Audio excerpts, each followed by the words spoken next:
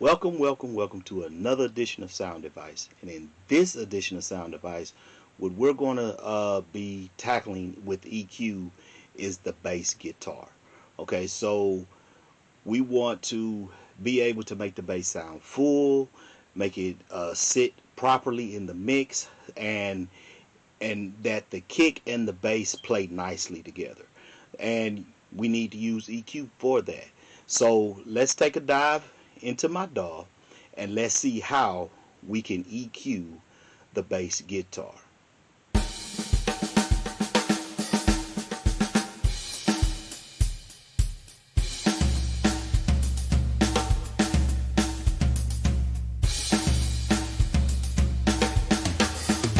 Okay, now let's look at the bass. Okay, we dialed in what we want with the kick, and now we're going to look at the bass.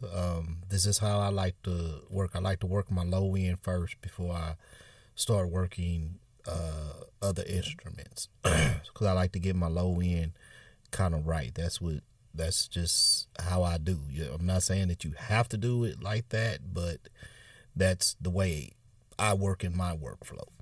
So we're still going to use the same two EQs that we used on the kick. And let me fix this up so I can do this in real time. And we're going to do the same thing. We're just trying to clear up what needs to be cleared up. So let's listen to how the bass is sounding and see if we even need to process the bass. So let's listen to it.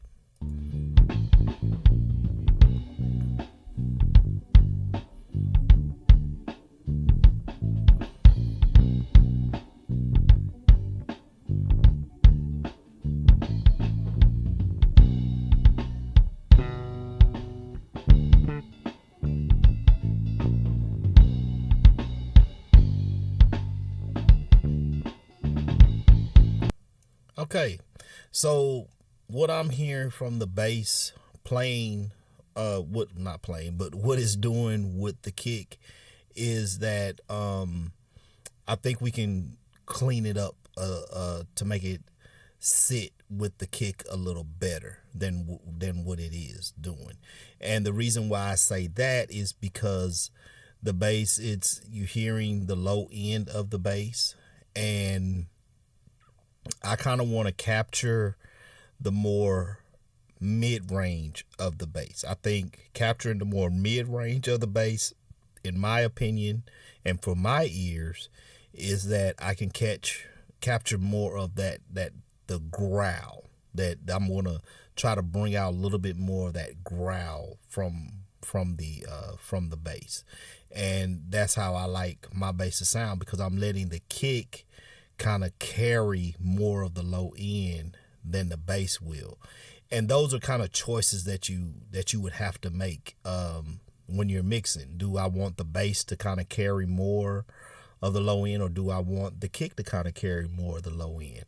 But with this particular, what I'm hearing from because this was recorded with a cabinet, the mic was mic'd up to a cabinet for the bass, and what I'm hearing is more mid-range from the bass than I am hearing like the sub of the bass, from the notes that he's playing and things of that nature. So let's see what we can do by dialing in and cleaning up and getting more of that mid-range to come out of this bass by just using EQ. Let's see what happens.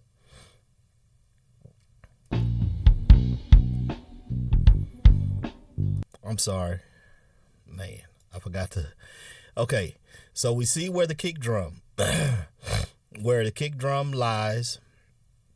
We go down to the bass, and we see where the bass lies. And guess what? They're sharing a lot of the same frequencies. So we have to try to find where the bass can sit and still sound good. You can still hear the fundamentals, and we can hear some of the harmonics, so that the bass still sounds like a bass, and and it's playing nicely with the kick. So we see that we can get really low here with the bass, but like I said, I want to kind of focus probably we'll just have to hear I just have to hear it by ear, but I want to get more in the upper mids with the bass than I do want to be down here where we kind of did with the sub, with the not the sub kick, but with the kick out mic, where we were kind of working in here. I kind of want to work around somewhere in here with the bass. Okay, so let's do that.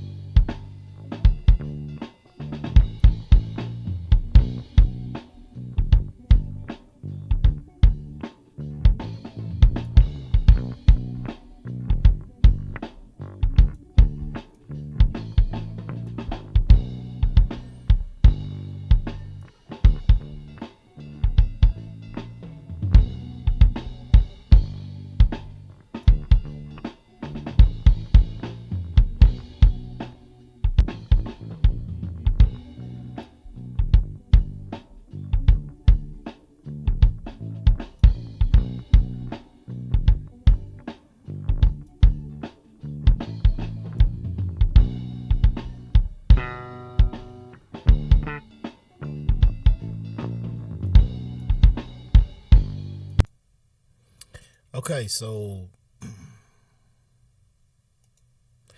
let's see what we have accomplished with EQing and getting the bass to sound how we want it to sound.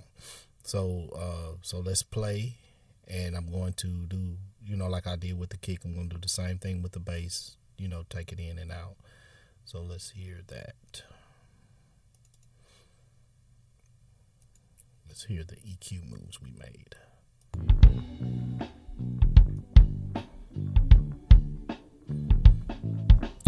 Okay, so this is EQ in. Now we're going to do EQ out.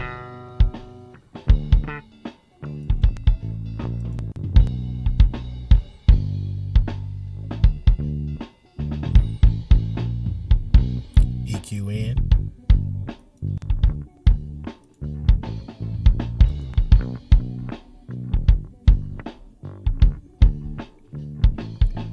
EQ out.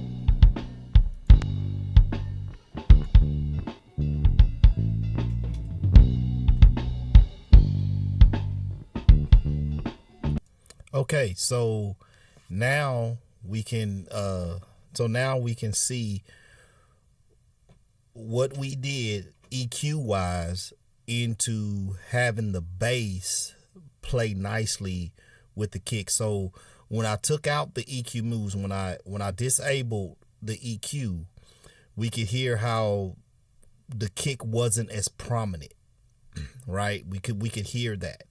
But then once I brung the EQ in, then the kick stood out and the bass was playing nicely with the kick. Now the thing is, you heard a bow, all of that.